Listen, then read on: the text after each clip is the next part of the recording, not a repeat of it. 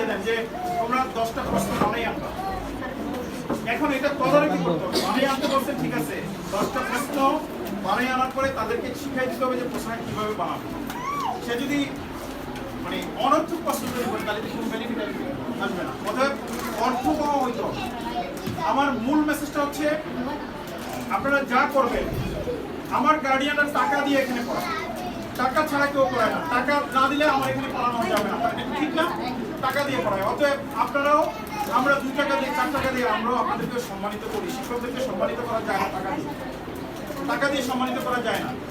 শিক্ষকদের অবস্থান অনেক উপরে, কিন্তু যাই দেই সেটা দিয়া আপনি একটা অনারিয়াম তো দিচ্ছি, আপনাকে সম্মানিত দিচ্ছি, যাই দিচ্ছি, সেটা সন্তুষ্ট থেকে আপনি যদি 5 টাকা পান স্টুডেন্টদেরকে আপনি 20 টাকা সার্ভিস দেওয়ার মন মানসিকতা আপনার, তাহলে আপনি শিক্ষক হিসেবে সফল হবেন। তাহলে আজকে আমি এখান থেকে চলে গেছি প্রায় অ্যাপ্রক্সিমেটলি 2021 সালে বা 22 সালে, প্রায় 5-6 বছর। এখনো গার্ডিয়ানরা আশায় নিশ্চয় আপনারা জানেন, নিশ্চয় দিতে পারছি, আমি কি কথা বুঝতে পারছি? আমার স্টুডেন্ট তো এখন আপনার এত দূর যাওয়ার দরকার নাই। শামসুল কোটা স্টুডেন্ট বলে যে স্টুডেন্ট ঢাকা ইউনিভার্সিটিতে পড়ে, পড়েনি? ঢাকা ইউনিভার্সিটি আন্ডারে ইঞ্জিনিয়ারিং কলেজে পড়ে, ইসলাম কোথায় পড়ে?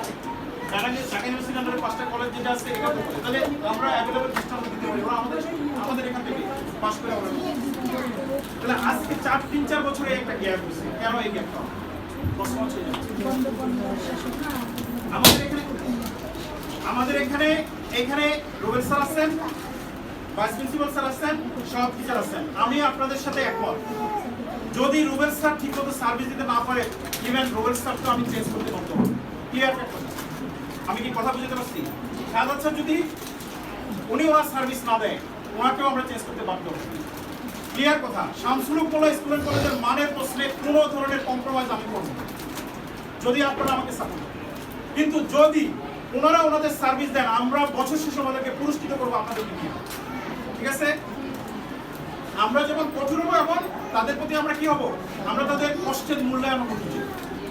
যদি ওনারা এটা করতে পারেন, রেজাল্ট দিতে পারেন, তাহলে আমরা এখানে অভিভাবকদেরকে এনে স্টুডেন্টদের সাথে সাথে অভিভাবকদেরকে সম্মানিত করবো এবং সেই সাথে টিচারদেরকে সম্মানিত করবো যারা পরিশ্রমে স্টুডেন্ট। আপনারা এখন মাইন্ড করবেন, আমার জায়গা থেকে আমার যেটা প্রয়োজন আমি সেটা সোজা এটা।